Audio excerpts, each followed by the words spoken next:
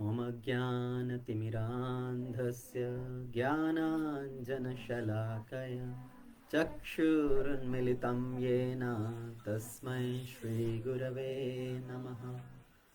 Namo Vishnupadaya Krishna Pristhaya Bhutale Srimate Bhaktivedanta Swami Tinamine Namaste Saraswati Devi Gauravani Pracharine Nirvishesha Shunyavadi Paschatya Deshatarine Namo Mahavedanyaya Krishna Prema Pradayate Krishnaya Krishna Chaitanya Namne Gaurahatshe Namaha Panchatattvatmakam Krishnam Bhaktarupa Swarupakam Bhaktavataram Bhaktakyam Namami Bhaktashaktikam He Krishna Karuna Sindhu Dinabandhu Jagatpate Gopesha Gopika Kanta Radha Kanta Namostute Tapta Kanchana Gaurangi Radhe Vrindavaneshwari Vrishabhanu Sute Devi Pranamami Hari Priye Vancha Kalpatrubhyascha Kripa Sindhu Jaivacha Patitanam Pavanebhyo Vaishnavebhyo Namo Namaha Jai Shri Krishna Chaitanya Prabhu Nityananda Shri Advaita Gadadhar Shivasadi Gaura Bhakta Vrinda Hare Krishna Krishna Krishna Hare Hare Hare Ram Rama Ram Hare Hare.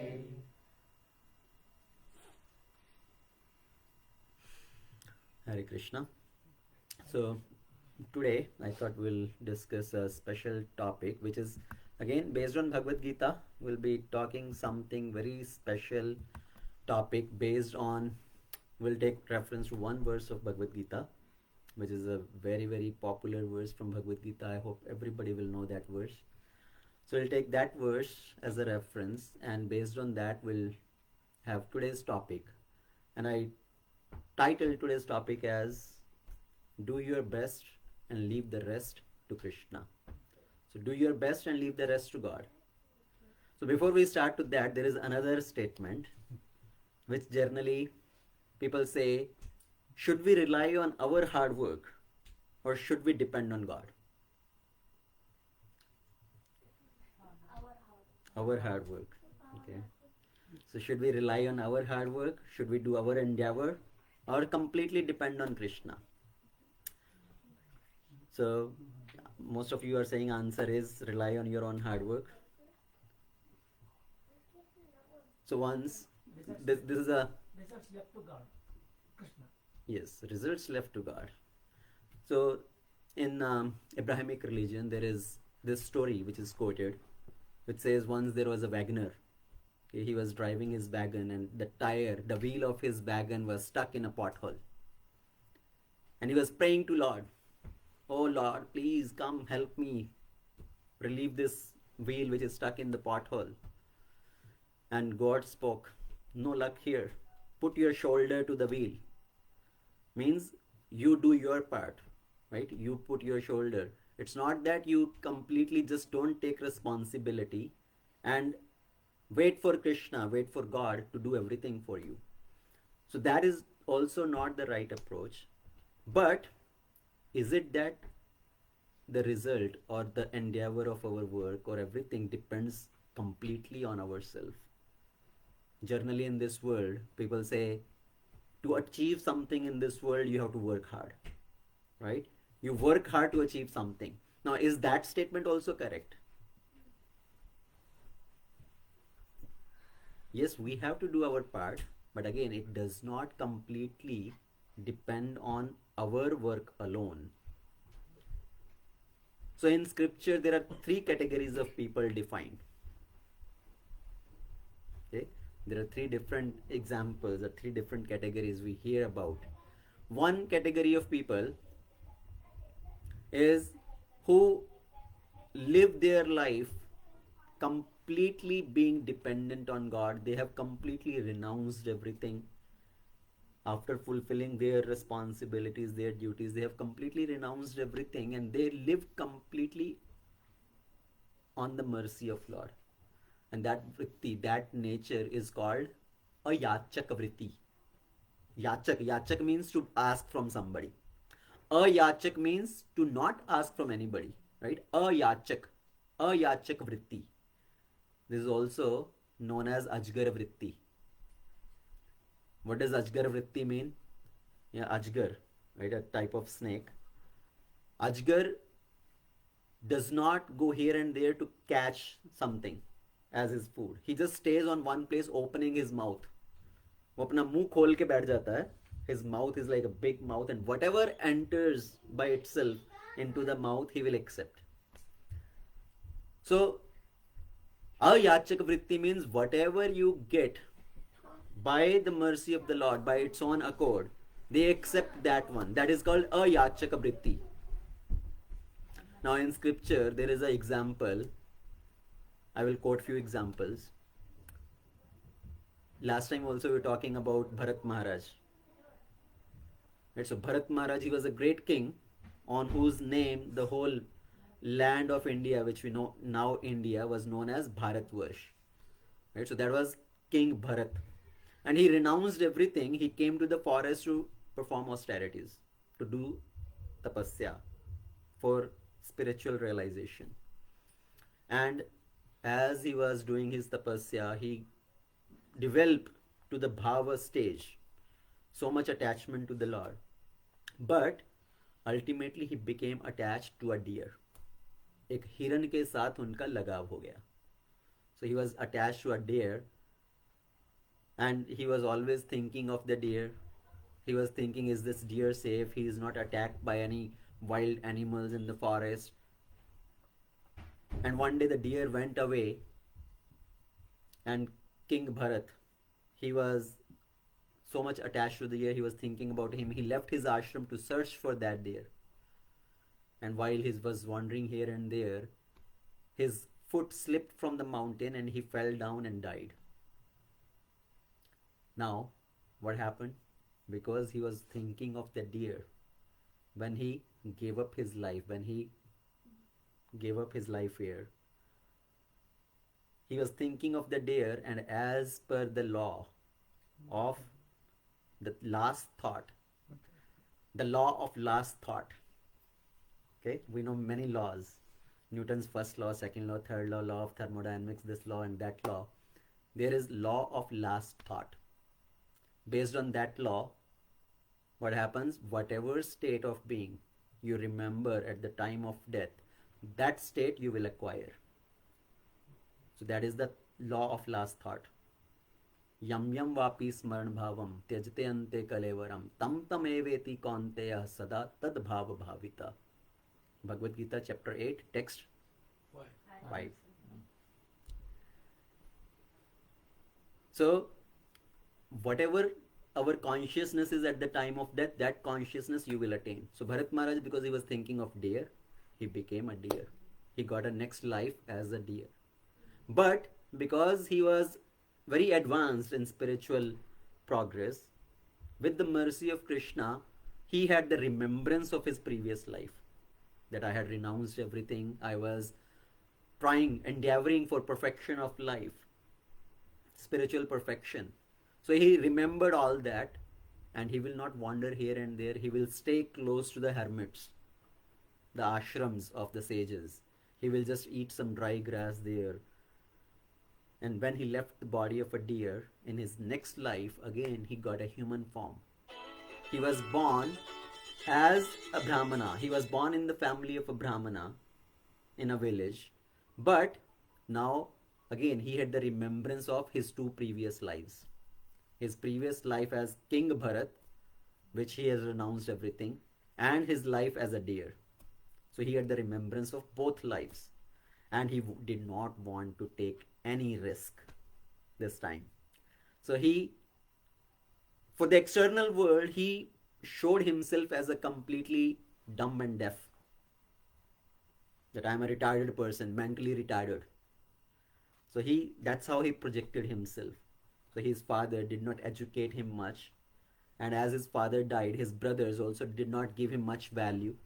They thought this person is useless, good for nothing, and they will send him just, oh, go to the field, our farm, and just try to protect the crops from the animals. So they will use him like a scarecrow. So he's just standing there in the farm, trying to protect the farm from the animals, from the birds. Now, he is not asking anybody for anything. Whatever they will give him, he will accept it as a food or as clothing, or he will not ask anything from anybody. That is a yachaka vritti. And once what happened, some dacoits, they came there. These dacoits, they were looking for somebody to give as a sacrifice to Kali. किसी को काली को बलि चढ़ाने के लिए they were searching for somebody. Now, generally, the system of sacrifice is not recommended in scriptures. To what extent it is recommended was sacrifice of some lower class or lower species of animal, like some goat, not of a cow or something. So a lower species of animal life which is recommended as a sacrifice. But these dacoits, they were not following any rules and regulation of scripture. They were looking for Narabali, sacrifice of a human being. And that human being, basically, they search out some person who is like an animal, who is not very intelligent. His consciousness level is very low. So they saw Jada Bharat. So in the third life, his name was Jada Bharat. Again, he got the name Bharat, but in the front, what is written? Jada. Jada means? Heavy. No, Jada. Jada means, see, there is a Chetan Vastu and Jada Vastu. Right? A Chetan, which is like non-living, who does not have a consciousness, developed consciousness. So Jada Bharat. So they saw Jada Bharat, who is, for the external world, seems to be kind of a mentally retarded person, does not have a proper consciousness. So they caught him. They tied his hands with the ropes and they took him to give as a sacrifice. He is not even protesting anything. He said protesting means binding yourself in karam bandhana. So he did not even protest. Now these people brought him. Now when they do the sacrifice, animal sacrifice, what do? They will bath the animal, then they will nicely feed the animal, decorate the animal, and then chop off his head. So they took Jada Bharat, bound him. Now they brought him, they gave him a bath, decorated him. जैसे बलि के बकरे को पहले खूब नहलाया जाता है, सजाया जाता है, खिलाया पिलाया जाता है. And then they gave him something to eat. What did they give him to eat? Burnt rice. Not chappan bhoga, just burnt rice. And Jada Bharat is not even protesting for that. What kind of food is you are giving to me? See, I am not an animal. I am also a human being. And you are giving me burnt rice to eat? No, he did not protest anything. And then they put his head on the place where they are going to chop off his head. He is just putting his head there and not protesting anything. He is completely, internally, he is completely dependent on the Lord. He is just meditating on the Lord. As they were going to chop off his head, what happened? So they were going to chop off, or they were going to sacrifice for whom? In front of whom? Kali, goddess Kali. Now this is not as per the recommended process. And the Devi Devatas, the goddess Kali, goddess Durga, they also don't accept these kind of offerings. They are also Vaishnavas. Right? All the Devi Devatas, they are also Vaishnavas. They are the devotee of the Lord. So goddess Durga Kali, she appeared out of her deity form. She appeared in person there. And with the same knife with which they were going to sacrifice Jada Bharat, she took off that knife and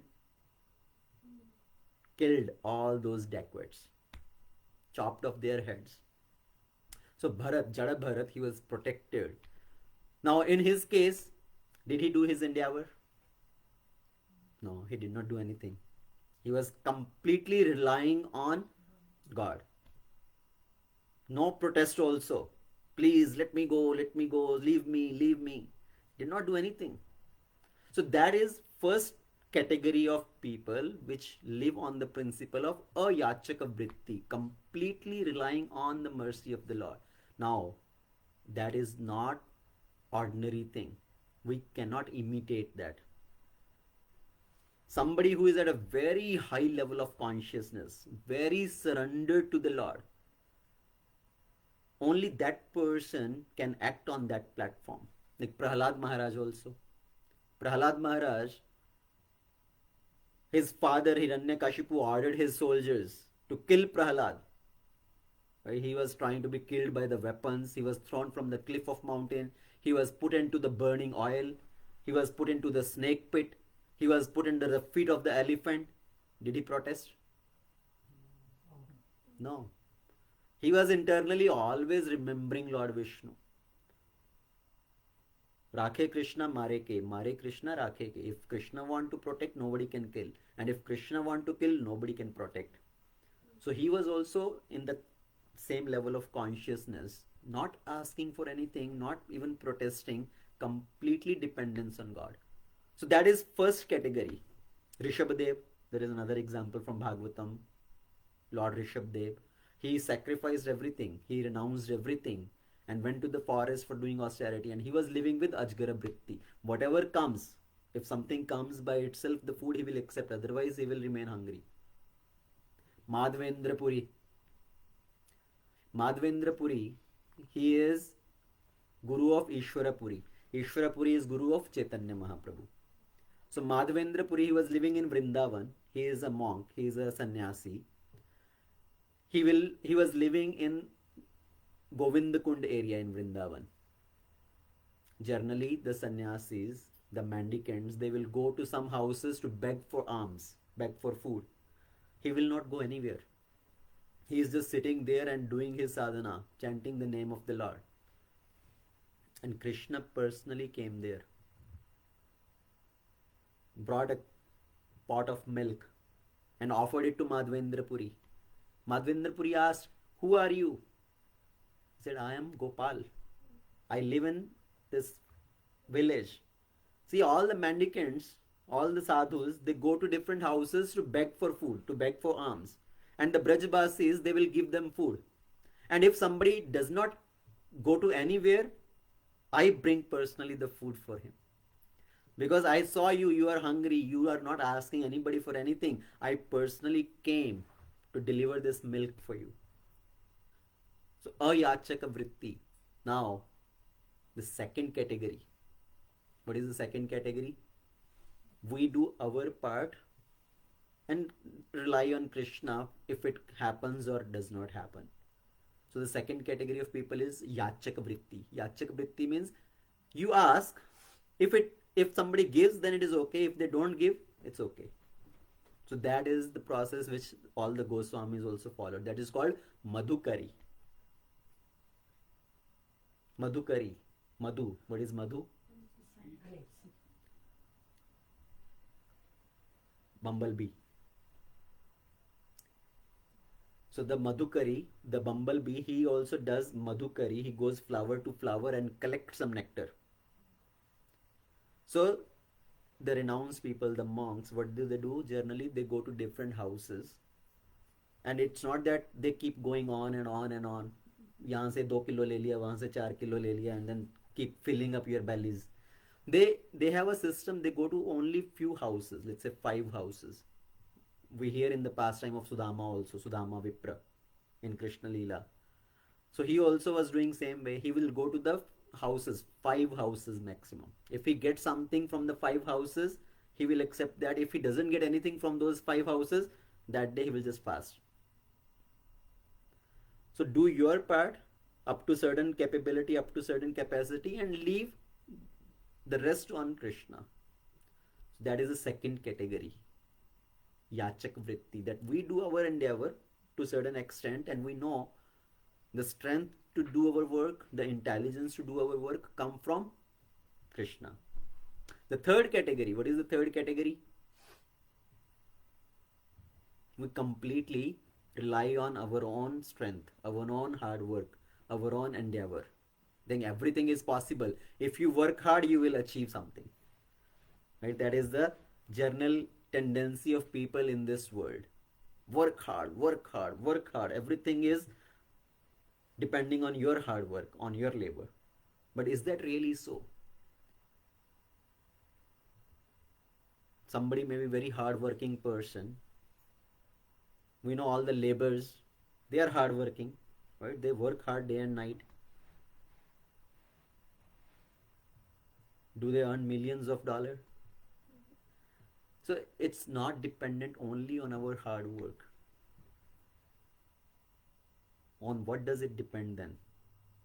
Krishna's sanction also. Is there a Bhagavad-Gita? Copy of Bhagavad-Gita? So in Bhagavad-Gita, there is a very wonderful verse which was made famous in this Mahabharat serial also. Chapter 2, text 47. How many of you remember that verse? Karmanyevadhikaraste ma phaleshu kadachana ma karma phala heturbhur mate sangho astava karmani. I really don't need it. So 247. What does this verse mean? Karmanyevadhikaraste. You have the right to perform your duty. Ma phaleshu kadachana. But do not get attached to the result of your work. Ma karma phala heturbhur. Don't think you are the cause of this result. Mate sangho astava akarmani. And don't get attached to not doing your work. So this is a very wonderful shloka which we need to understand in its entirety, because people misunderstand the meaning of this verse and they think, see, Krishna says in Bhagavad Gita, karma karo, karma karo, karma hi sab kuch hai. Just do your karma. Ma karmanyevadhikaraste. You have to do your work. So what does Krishna say? Yes, you have the right to perform your duty, but a result is not in your hand. Don't get attached to the result. And don't think yourself to be the doer, that because of me, this work became accomplished. And now, when we do any work, should we think that I did this work or because of me something happened? So if we are not thinking about the result, why should we even do anything? Right? Then person can say, if I am not attached to result, if result is not because of me, why should even I act? When you cook in the kitchen,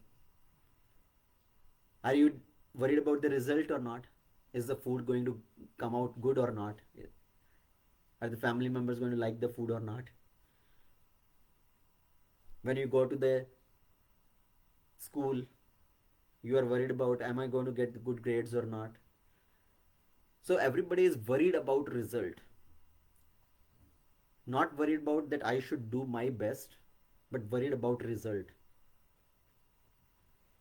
Somebody is preparing for some entrance exam, some GRE, TOEFL. And while studying, they're daydreaming. They're thinking of the plane when they're going to go to America, right? Or come to America. I'm going to crack this exam and come to America. So what is that? We are not focusing on the work, but focusing on the result, which is completely opposite to what Krishna is telling. Krishna says, focus on your work. You worry about your work. Don't be attached to the result, because result is not in your hand.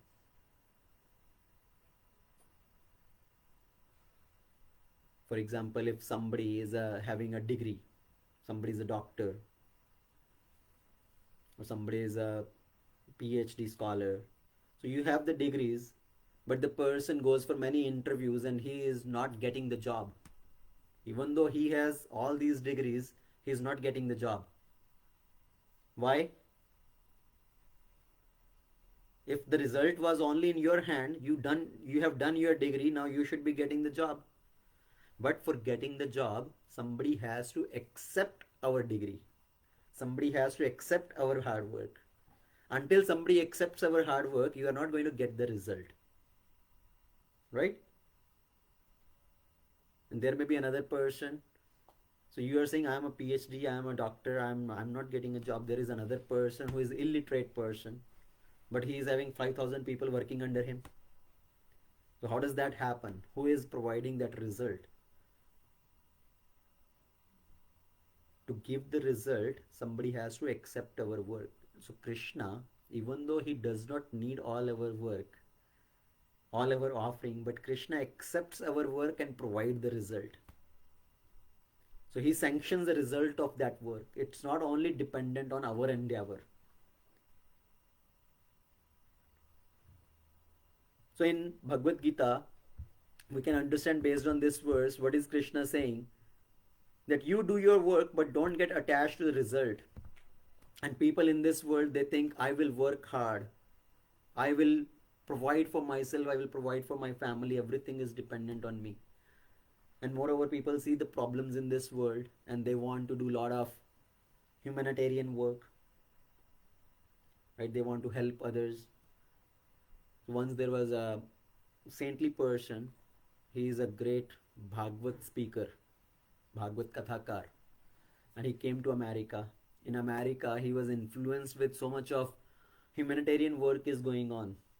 Right? All this charitable work, feeding the poor and providing for the feeding the hungry, providing for the poor, all that. So he said, this is very nice. Helping the needy people. So when he came back to India, he started that humanitarian organization. He left his Bhagavad Katha and he started this business or started this activity, providing for other person. But what is the drawback in that? What is the fault in that?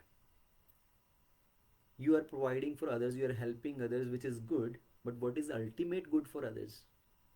In first place, why are they suffering? Right? We have to understand in first place, why are they suffering? Prabhupada quotes one story. Once a mother, her son was having typhoid. So she took the son to the doctor, doctor examined and doctor told that don't give him any fried food for three weeks, 21 days, no fried food, no puri, no pakoda, just very simple food.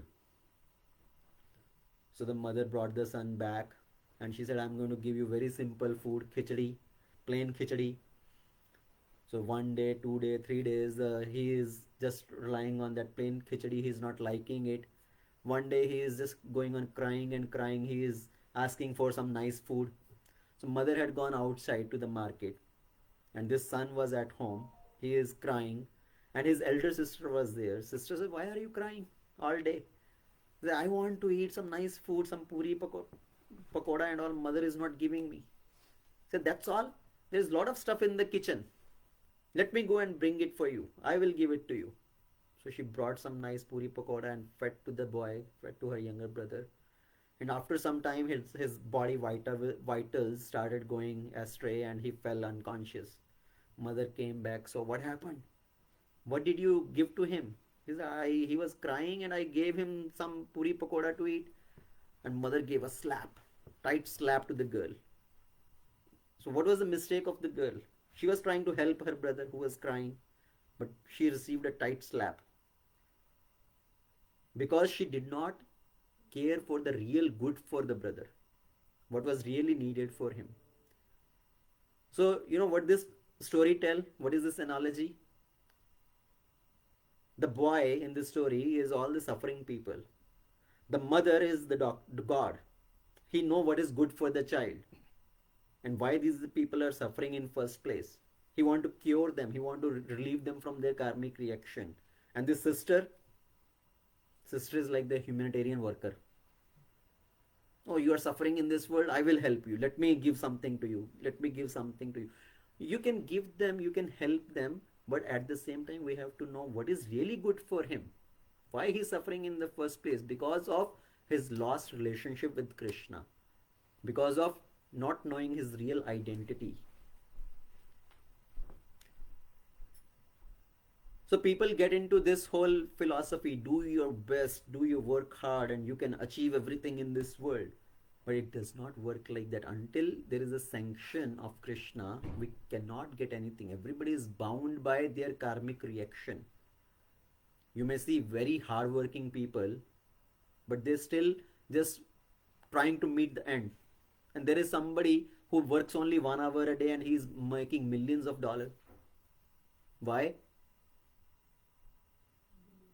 Because of their karma.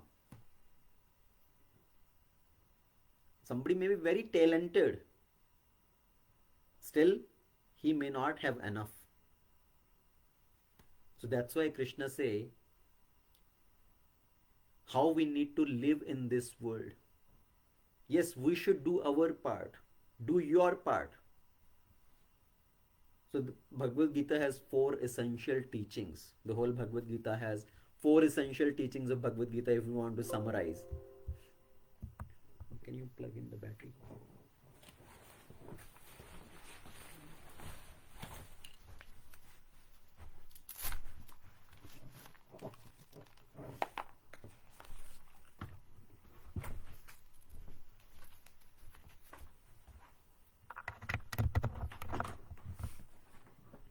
So, 4 essential teachings of Bhagavad Gita.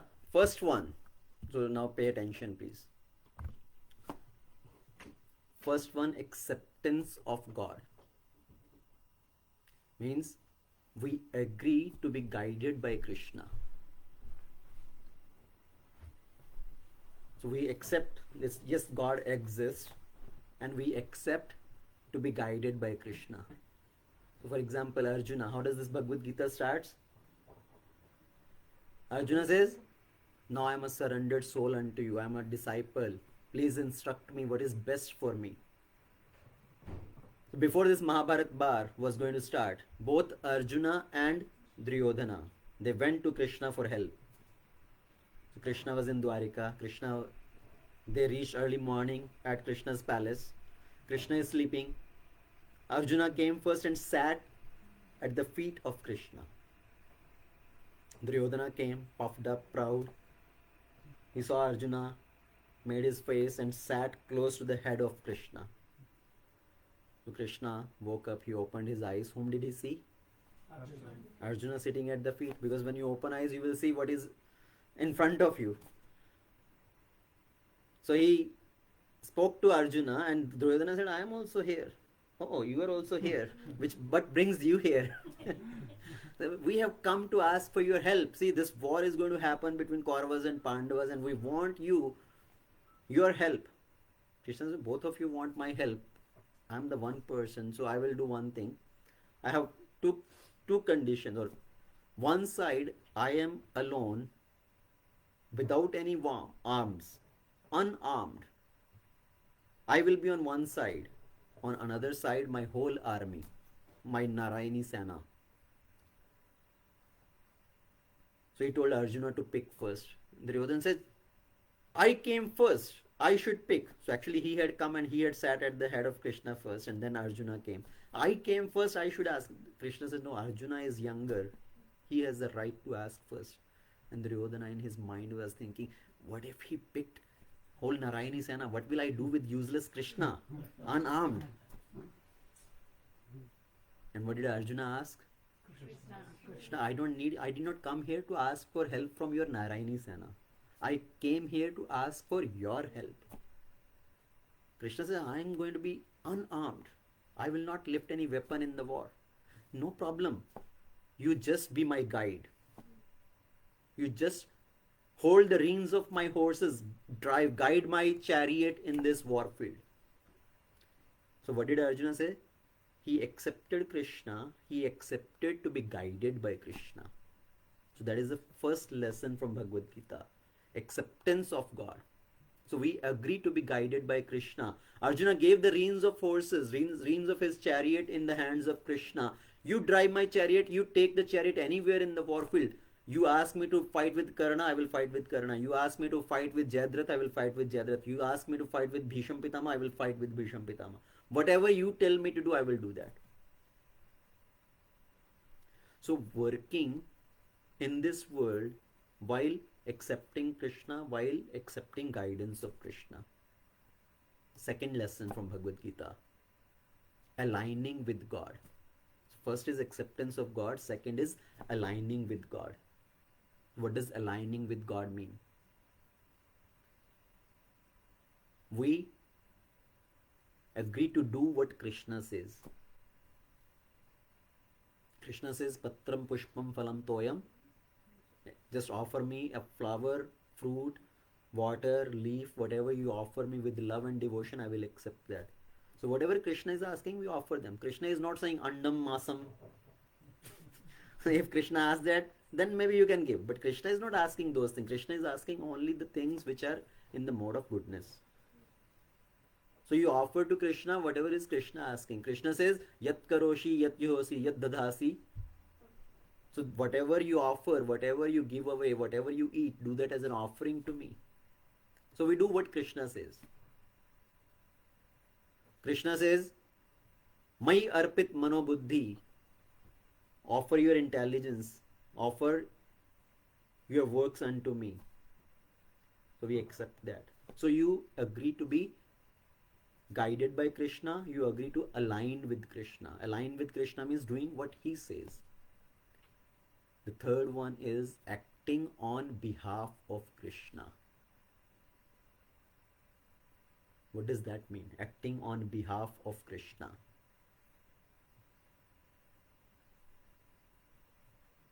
So this is where the principle is, do your best. So we accept God as our co-worker. Nothing can happen without the sanction of God. But we need to align our desire with the desire of God. Not force God to align his desire with our desire. So we agree to work for the satisfaction of Krishna, on behalf of Krishna, acting for pleasure of Krishna. That is the fourth principle. So acting on behalf of Krishna, acting for pleasure of Krishna. See, it's not that we say that everything just depends on Krishna, I don't need to do my part. Arjuna did not say that. Arjuna did not say, okay, Krishna, here you are, you drive my chariot wherever you want to take. And Arjuna did not just ride on the chariot and he slept on the chariot. Arjuna was also doing his part. He was fighting. Right? He took his bow and arrow and he was fighting whatever Krishna asked him to do. But in that whole process, he was completely dependent on Krishna. So do your part while depending on Krishna. Because nothing can happen without your endeavor also. Ultimately, you have to do your endeavor. But don't try to take the credit of that work. See, if the students go to school, and if the students, so everything depends on teacher, right? The teacher has to teach me it all. If I'm going to learn or not, everything depends on teacher. Yes, teacher is going to teach, but you also have to do your part. You also have to do your endeavor. You have to do your homework, your assignment, and memorize whatever is supposed to memorize and appear in the final exam.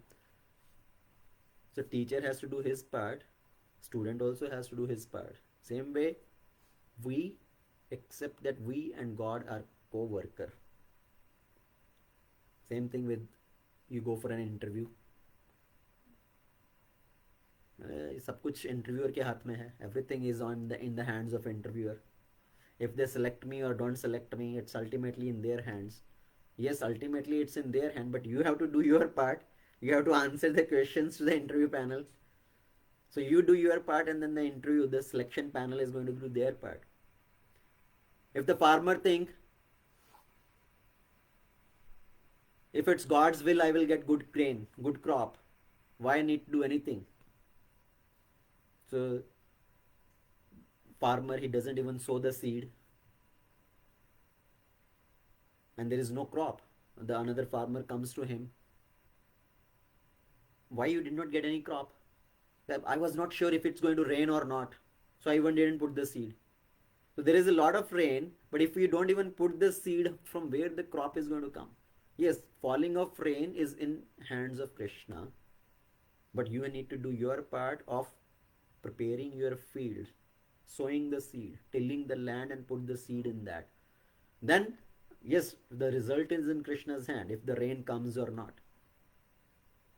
So we have to do our part. We cannot say automatically everything ultimately is dependent on Krishna. But again, not go on the extreme side thinking everything depends on us. So understand, we and God are co-worker. We have to do our part and then depend on Krishna to give the result. So acting on behalf of God, acting for pleasure of God. Now, there are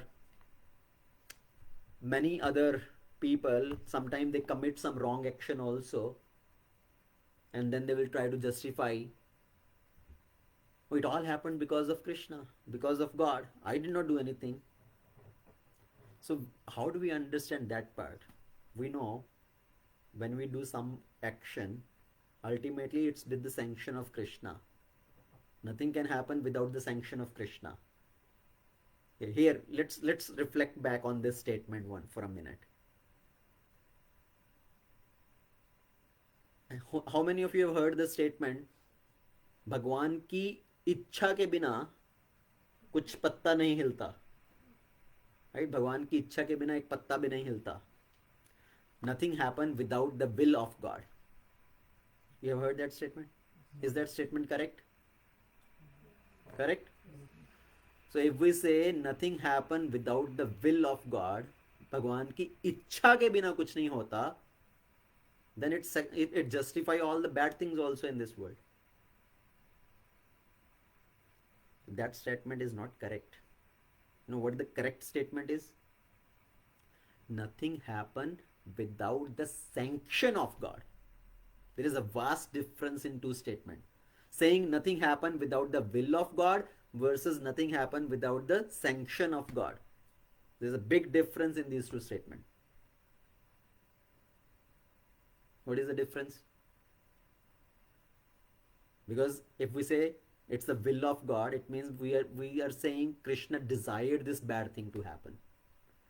If we are saying this is sanctioned by Krishna, it means it's not desired by Krishna, but he is sanctioning. For example, many people in this world, they will commit some wrong thing, right? They will kill people on the name of dharma, on the name of religion. This is will of God. We are acting out the will of God. So all that murdering or that killing is justified then? Can we justify that? Somebody comes and slaps somebody or speak very harshly to somebody and say, Krishna inspired me to do this. See, I am just acting out the will of God. I did not do anything, so why should I be blamed? It is the will of God. Can you accept that? Somebody knows little bit philosophy of Bhagavad-Gita. You are not the body, you are the soul. And soul never dies. So he knows little bit this philosophy. In a wrong way, he commits a murder. He is caught by the police and brought for a trial. And he tells the judge, why are you punishing me? See, I am innocent. We are not the body, we are the soul. I just killed the body. Why are you punishing me? Soul cannot be killed. So he can quote this philosophy completely in a wrong way. So that's what people do. They say, we did not do anything wrong. It is the will of Krishna. Krishna asked us to do this. Krishna inspired us to do this. But that is not correct. We have to understand.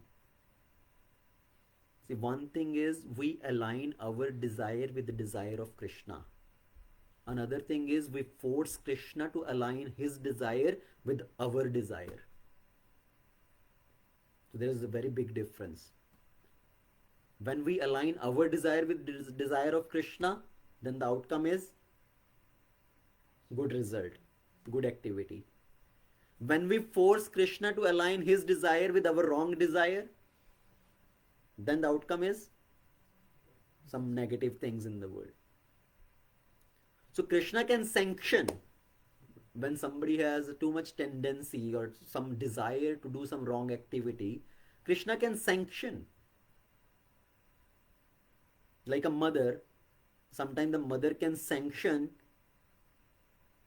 When the child is insisting too much, mom, I want to go outside, I want to go play on the street. Mother is telling again and again, no, you cannot go. There is so much traffic coming there, so many cars are going, you cannot go. And the child keep insisting, no, I want to go, I want to go.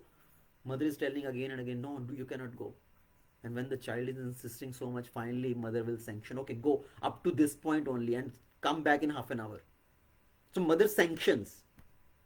Now, was that the will of mother? No, but she sanctioned the will of child. The child forced the mother to sanction his will. So same way, when somebody has too much of negative things in his mind, he has so many of anarthas, this ego, pride, envy, hatred towards other, he want to commit wrong things to other, Krishna can sometimes sanction. Why? Because the other person also, let's say he is due some karmic reaction, he need to suffer for something, either because of karmic reaction, or Krishna want to have that person learn some lesson or go for some purification. Krishna brings two people together, the person who is undergoing some suffering and the person who is going to cause the suffering. So Krishna just simply bring two people together and make him instrument. So Krishna sanctions, like a doctor. A patient goes to the doctor. A patient is a chain smoker. He smokes 50 cigarettes in a day. He goes to the doctor for treatment. And the doctor knows he need to stop smoking. But he also knows he's not going to stop day one. Come from 50 to 0. So the doctor say, okay, cut down from 50 to 20. So you need to reduce. So the patient comes out and very happy. He tells his other friends, see, doctor, he told me 20 cigarette smoking is okay. Now, is that the will of doctor? This is sanctioned by doctor to slowly cure him. Now, when he's smoking 20 cigarettes, is he not going to get any reaction of that? That he may not get any disease? He will still get.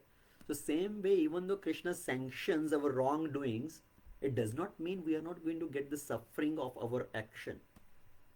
We are still going to get the suffering of our action. So one should not mistakenly think, oh, it's Krishna's will. Krishna inspired me to do this wrong action.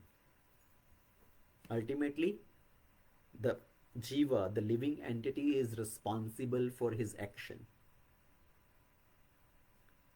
So, the point which we were saying, what was the point from where we started? So we need to work on behalf of Krishna for the pleasure of Krishna.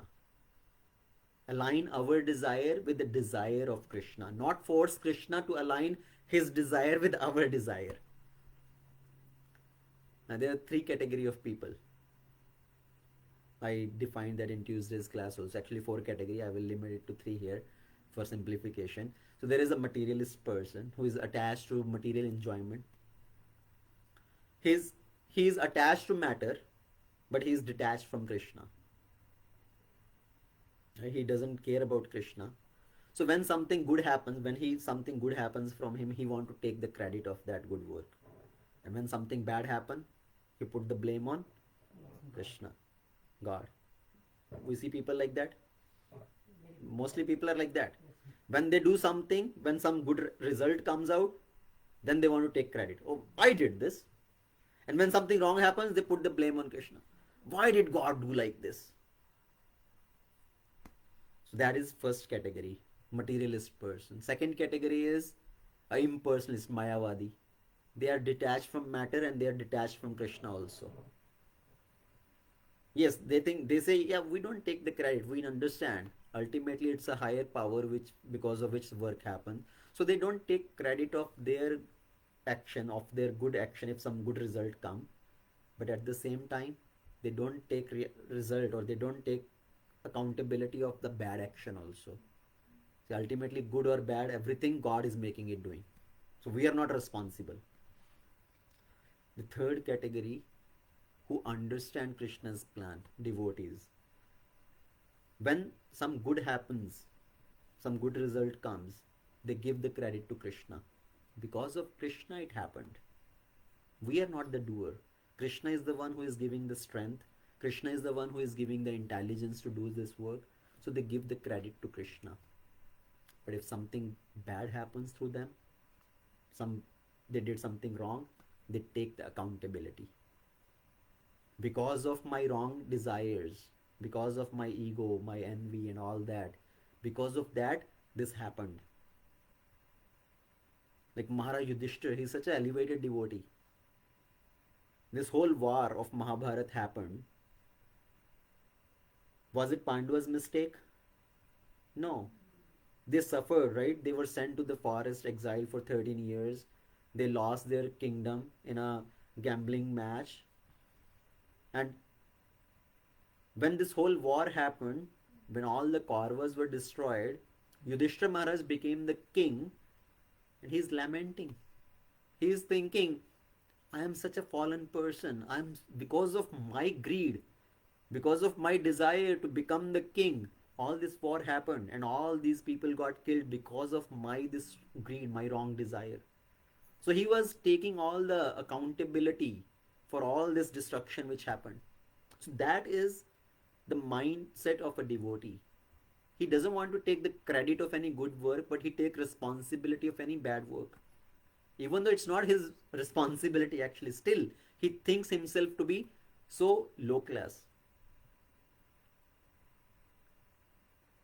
Now, how we can align our desire with the desire of Krishna? A two-step formula.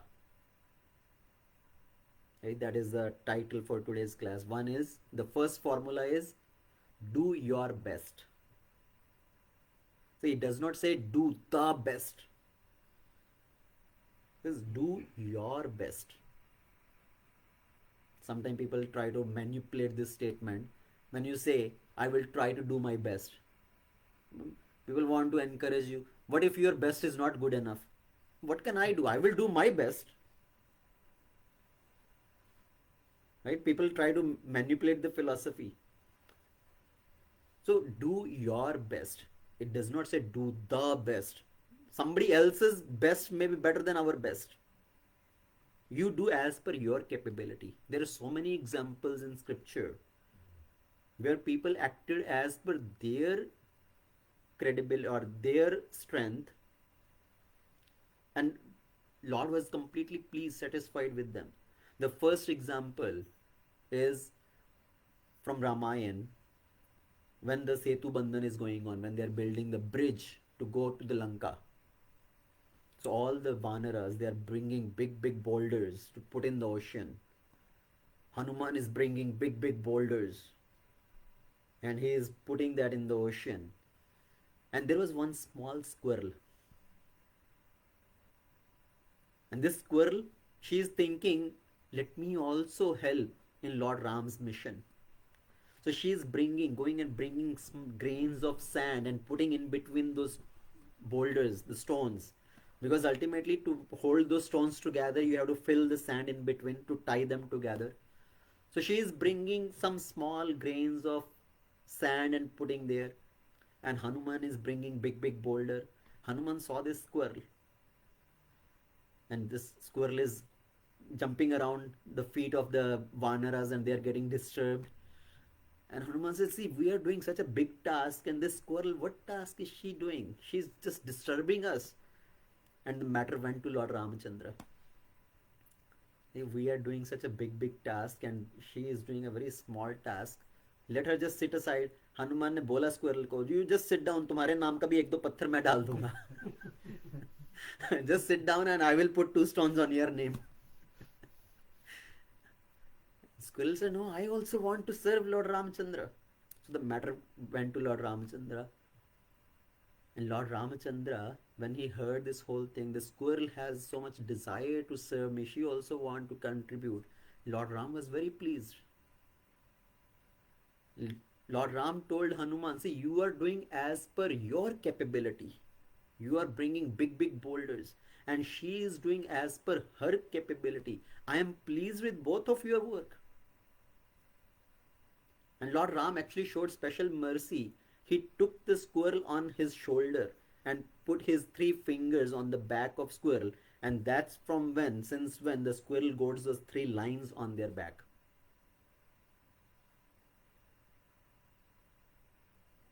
the finger marks of Lord Ram's 3 fingers. So, what is this story tell? Do your best. It does not matter if you win or lose. What matters is you did your best. That's why I say success is not about the trophy won. It is about the race run. Another very important story from Ramayana. When Ravan kidnapped Mother Sita. So Ravan is taking Mother Sita in his plane, Pushpak Viman. And at that time, Jatayu came in front. Okay, Jatayu, he fought with Ravana. Even though Jatayu, he is what? Eagle. So Jatayu, he fought with Ravana, and Ravana was trying to kill Jatayu or to kind of cut off his wings. And as Jatayu is coming attacking on Ravana, Ravana is attacking on Jatayu. Jatayu will scream and Mother Sita will scream, seeing the situation of Jatayu. And Jatayu is getting more encouraged to fight with Ravana to protect Mother Sita. And finally, Ravana, he took his khadaga and cut off the wing of Jatayu. He fell down on the ground. So Ravana kidnapped Mother Sita, he went. Later on, Ramachandra came searching for Sita, and he saw this vulture, blood with messed up in this whole messy blood. And he asked Jatayu, what happened? He says, my lord, I could not save Mother Sita. Even though I was ready to give up my life, but I tried my best. I could not save Mother Sita. But Lord Ram was, did he say, what is the use of your giving up your life? You could not even save. Lord Ram was very pleased with Jatayu, that you tried your best. You fought against that Ravana. No, it's not about success that you won, but you did your best. And what is the result Jatayu got? Lord Ramchandra took his head in his lap and performed his final rites with his own hands. Even Dashrath Maharaj did not get that benediction. Jatayu got that benediction of getting cremation from the hands of Lord Ramachandra. So what is the first principle here? Do your best. Success is not about the trophy won, but the race run. And then the second part of this formula is leave the rest to Krishna. Leave the rest to God. So we should do our part and then completely depend on Krishna. That ultimately Krishna is going to take care of me. Any stories come in your mind from scriptures?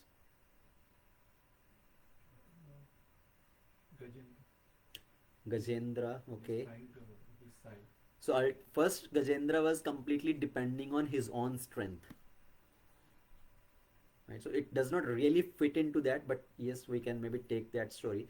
So earlier Gajendra was completely relying on his own strength. He fought with the crocodile for 1000 years. And then finally he thought, this crocodile, I am not any match for him.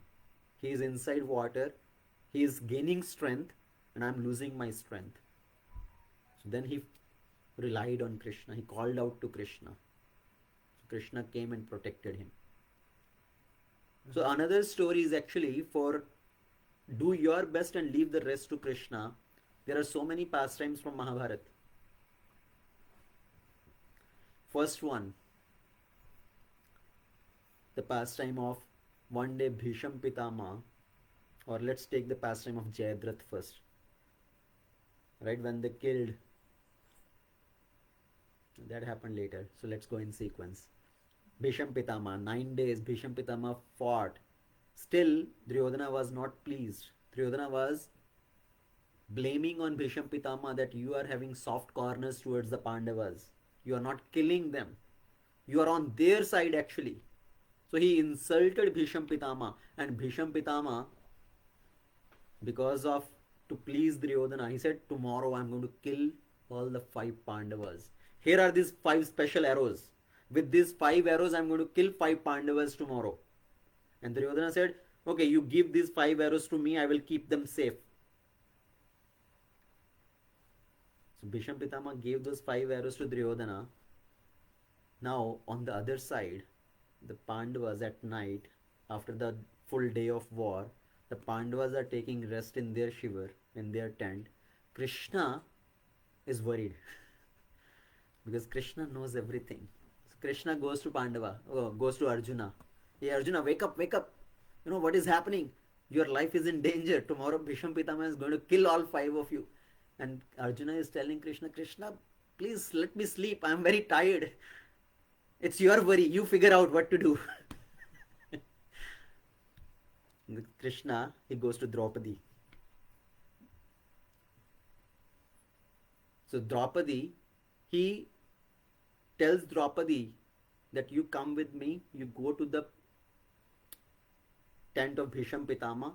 So he took her in the tent of Bhishma Pitama, disguised basically, and Bhishma Pitama, without seeing, gave her the blessing, Saubhagyavati Bhav.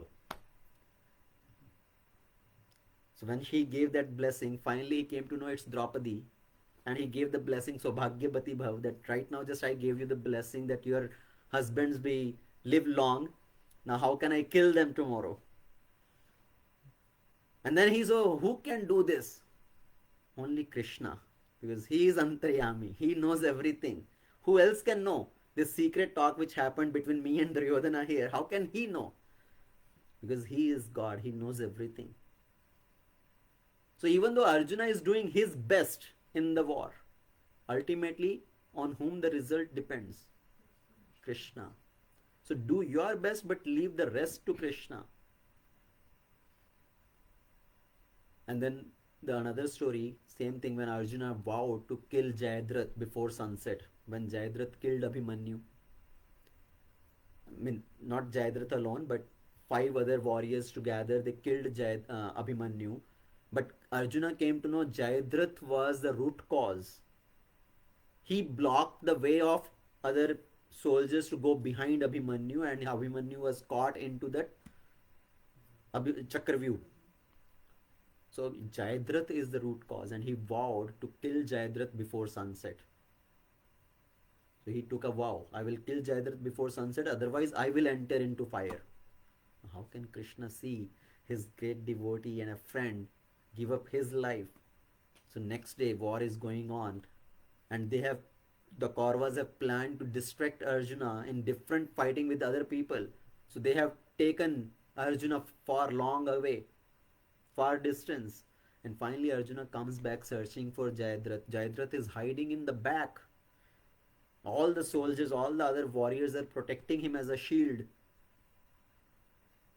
And finally there is a sunset. So sunset happened, and this Jayadratha now, he came in front. From behind all those soldiers, now he came in the front, boasting, see, sunset has happened, Arjuna, give up your life, enter in fire, see, you could not kill me. And Krishna told Arjuna, Arjuna, pick up the arrow and kill this Jayadratha. Arjuna picked up the arrow and killed Jayadratha. And all the people, they are shouting at Arjuna, see, you are such a coward, you have taken the vow, you will not kill, after sunset you will enter into fire, you have killed. And they were blaspheming, criticizing him. For a warrior, for a soldier, the criticism, the blasphemy is worse than death. But at that time, Krishna made the sun rise again. See, this is not sunset. This is again, sun is still there in the sky. So Arjuna has not killed him with cheating. So Krishna finally protected Arjuna in that scenario also.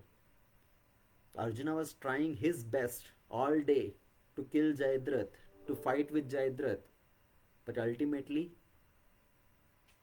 because of whom it happened? Krishna. So you do your best. Leave the rest to Krishna. Another story from Mahabharat war. When Arjuna was fighting with Karna, in Karna's tunir, there was one special arrow, Nagastra. Right?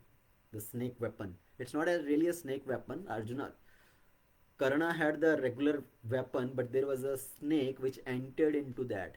Ashvasena. His name is Ashvasena. What is that snake? Actually, that snake was the son of Takshak. So when Krishna and Arjuna went to the Khandavprasth, this whole land was just a barren land, a forested area. So Arjuna burnt up that Khandavprasth. In that process, at that time, the Takshak snake, his family was there in that forest. So his wife and the son, they were there. His wife, the Takshak's wife, died in that forest fire. This son, Ashvasena, he escaped from that. Now this Ashvasena, he was burning with anger to take the revenge from Arjuna. So he came to Karna that you please allow me to enter into your tunir. I will sit on your arrow and I will kill Arjuna with my poison. But Karna's ego was also very high. He said, I don't need your help. Who are you? You think you will help me? I don't need your help. But still, this Ashvasena, unknowing of Karna, he entered into the tunir. He sat on one arrow. So Karna shot that arrow on Arjuna, and Krishna knows what all is going on. Krishna forced the chariot to go down 1 feet down. The arrow, he struck the crown of Arjuna and the crown fell down. All the jewels, all the pearls which were on the crown, they fell down, scattered on the ground. And Arjuna is thinking, Krishna, what happened to you? What are you doing? Thoda dhyan se chalao. Ride this chariot little carefully. See, you made my head, crown fell down. And Krishna said, you are thinking of your crown. If I did not put this chariot down, your head will be there by now. अभी तो crown गिरा, नहीं तो तुम्हारा sir cut के नीचे गिरा होता. So just look at that crown. What happened to that crown? It turned black because of the poison of that snake. So Arjuna realized. So next time, so this snake again entered, again was trying to enter. That first time it escaped. I could not harm Arjuna. So he was trying to enter again into the tunir of Karna, and Karna came to know this time. And he threw him away. You think I need you to fight with Arjuna? Get lost from here. And Krishna told, see, Karna's ego saved you. Because Karna was also having this ego and he did not use this Nagastra, Naga weapon. So it saved you. So who is saving Arjuna? Krishna. Even though Arjuna was a great warrior, he was doing his best in fight. Ultimately, all this war, at the end of the war, Krishna took Arjuna out of the chariot. He stood down. And see, what happened to the chariot? It exploded immediately. Because Krishna was sitting on the chariot, this chariot was protected. Otherwise, what could have happened? Arjuna could not have done anything in the war. So we can do our side, our best in this world. We can do our endeavor. We can think, oh, I am doing with my intelligence. Ultimately, everything is happening because of mercy of Krishna. So do your best and leave the rest to Krishna. We should not be worrying about the result, but our work only. But our problem is, we worry too much about the result. So that is the second formula. First formula was do your best, leave the rest to Krishna. Second formula is Krishna knows the best. Just have faith in Krishna that Krishna knows the best. Right now, I don't know what is good for me, but Krishna knows what is good for me. And Krishna does what is best for us. We may want something in this world and we may not be getting it. And we may think, why this is not happening? Why God is not giving me what I want? Because maybe that's not in your good interest. So Krishna knows the best. And we should align our desire with Krishna's desire. That's how we should learn to live in harmony with Krishna. Once there was a man who was sleeping inside his house. And at night there was a big storm. One brick fell down and it came and fell on the head. That person got some wound on the head. He screamed out loudly. The neighbors came running, hearing his screams. They put some bandage and all that. They said, we have to take you to the hospital. And this person was insisting, no, no, this is okay. I will just put some bandage and all. I'm okay. Nothing happened. But the neighbors insisted. They forcibly took him to the hospital. And this person was worrying, see, bahar se 2 rupees ki goli leke kha lunga. I will just eat a 2 rupees tablet. If I go to the hospital, they will do this examination, that examination, $1,000 bill. What is the use to go? But they forcibly took him to the hospital. So the doctor did the examination, put the bandages and everything. And the person asked, how much is the bill? Doctor said, $2,000. This is what I was fearing. You guys will make a big bill. I was all right. And then the doctor gave the news, you know what happened? Once you came here, behind it, the whole roof fell down.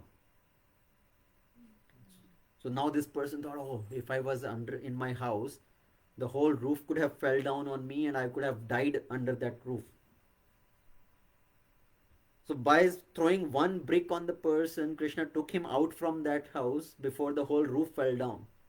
So Krishna knows the best. He knows what is in our good interest.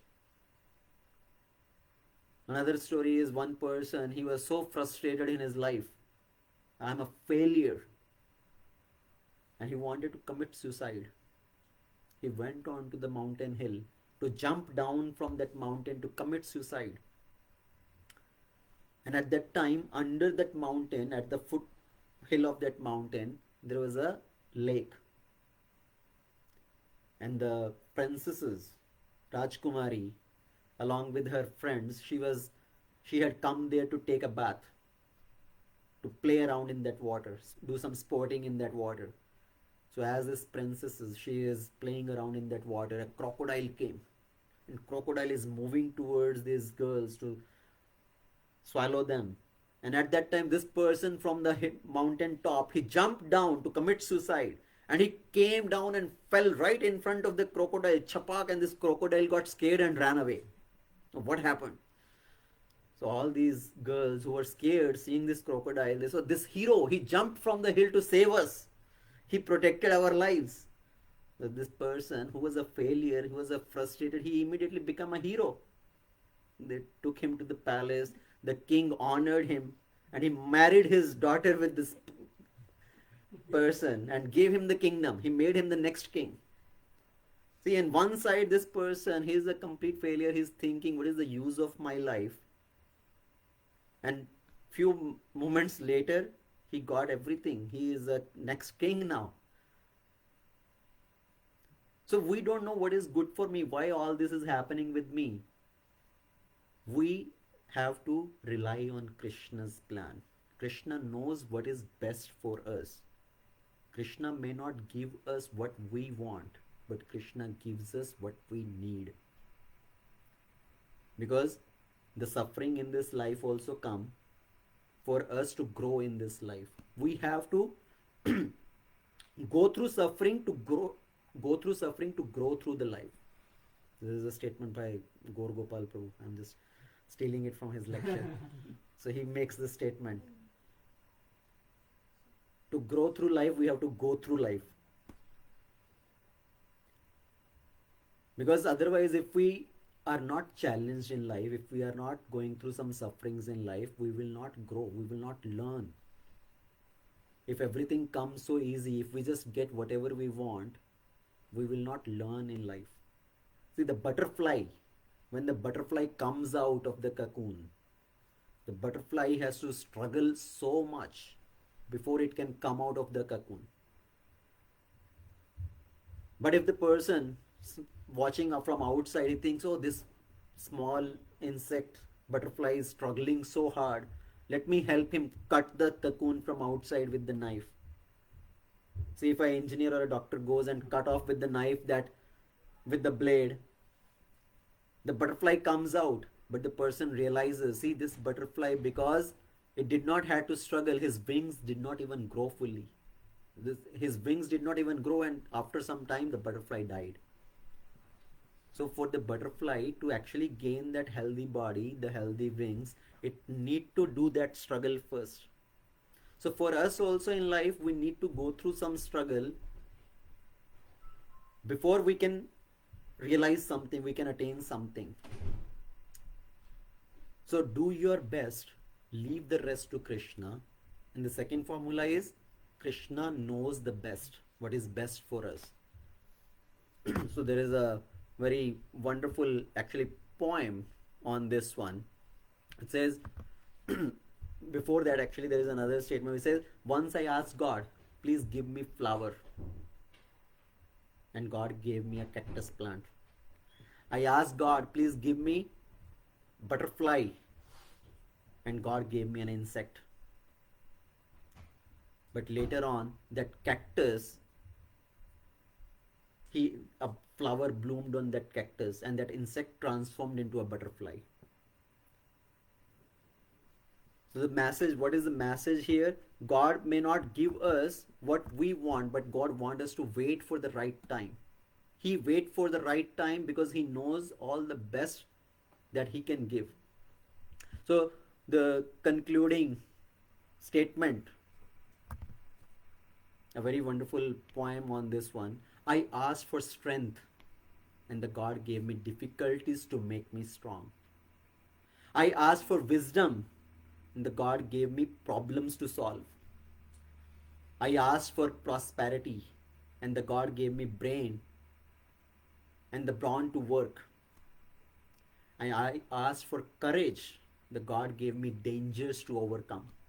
I asked for love, and the God gave me the troubled people to help. I asked for favor, and the God gave me opportunities. I received nothing I wanted, but I got everything I needed. So in our life, when we see we are going through suffering, when we are going through difficulties, we should have faith in Krishna that He knows the best, what is best for me at this time. I may not get what I want, but Krishna knows what I need. So, final statement, as the beginning statement, the title of today's topic, do your best and leave the rest to God. Leave the rest to Krishna. Okay, so thank you very much. We'll stop here. Shrimad Bhagavad Gita की जय, श्रील प्रभुपाद की जय, अनंत कोटि वैष्णव वृंद की जय.